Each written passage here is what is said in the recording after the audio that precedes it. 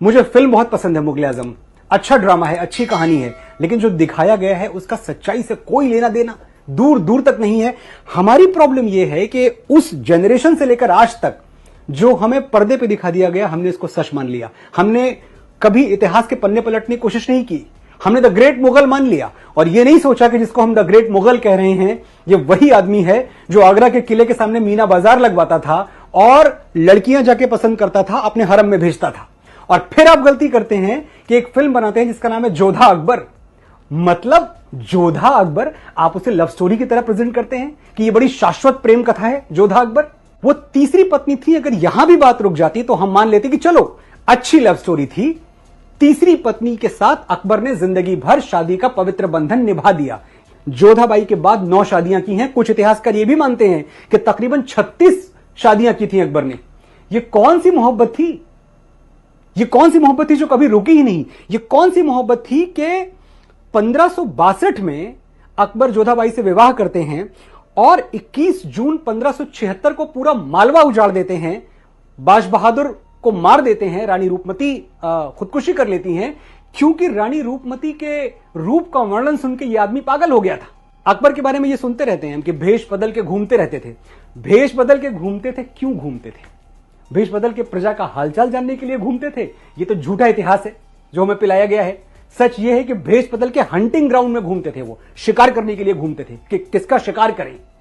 और ऐसा ही एक दिन था, इतिहासकारों ने लिखा है, जब अकबर रात के वक्त भेष बदल के घूम रहे थे और एक जगह नुक्कड़ नाटक चल रहा था।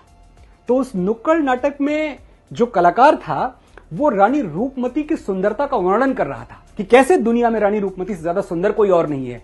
अकबर उस समूह में जो वो नाटक देख रहा था वहां खड़े हो गए और सुनते रहे बहुत देर तक, और उनके दिमाग में इस तरह रानी की खूबसूरती का नशा छाया कि उन्होंने अगले दिन अपनी फौजों को, जो उनके सौतेले भाई थे, जो उनकी दाई के पेट से पैदा हुए थे, सौतेला तो नहीं पर भाई मानते थे उनको आदेश दिया कि तुम जाओ और रानी रूपमती को उठा के लाओ।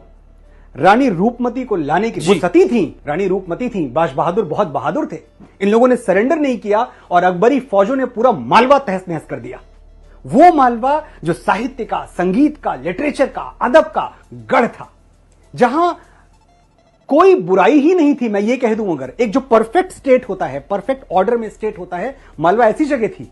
अकबरी फौजों ने सब बर्बाद कर दिया। यह जोधाबाई से शादी के तकरीबन 14 साल बाद की घटना है। तो अकबर तो कहीं रुका ही नहीं, जब तक जिया अपनी हवस, अपनी वासना का पुजारी बना रहा। आप उसे मेरा हीरो ना बताएं, आपने आज तक बताया, मैंने आज तक मान लिया, अब मैं नहीं मानूंगा। अब मैं जाग चुका हूं और मेरे साथ करोड़ों हिंदुस्तानी जाग चुके हैं। जब हमें बताया जाता है कि हम इतने साल मुगलों के गुलाम रहे, अरे ये तो जो सिलेबस में पढ़ाया गया है वो झूठ है।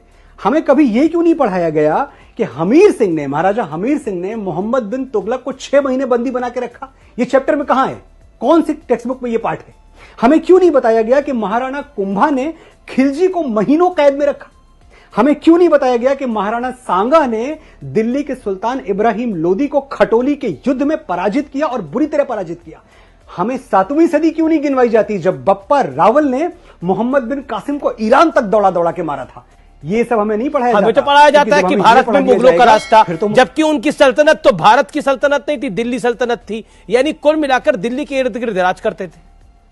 अगर आप महाराष्ट्र की तरफ देखें तो छत्रपति शिवाजी महाराज का डंका बज रहा था, उनकी तलवारों के आगे किसी की मजाल नहीं थी आके खड़ा हो जाए। अगर आप साउथ की तरफ जाएं तो वहां की एम्पायर जो थी, जो वहां के राजा थे, वो बड़े मजबूत थे। राजस्थान कभी ये पूरी तरह ले ही नहीं पाए, गुजरात की तरफ ये पहुंचे ही नहीं। हम कहां की बात कर रहे हैं? क्या मजाक है ये? कौन सी सल्तनत और कौन सा मुगल साम्राज्य? जब हम एक वर्ड यूज करते हैं ना, the Mughal of music, the Mughal of this, the Mughal of business, पहली बात तो ये सोच बदल दीजिए, क्योंकि ये सिर्फ भगोड़े थे और ये बाद में लुटेरे थे। इनकी तीसरी कोई पहचान नहीं है। भगोड़े और लुटेरे, तीसरी पहचान जो दी है वो इस देश ने दी है और हमारी नपुंसकता ने दी है, क्योंकि हम चुपचाप सुन गए और सह गए।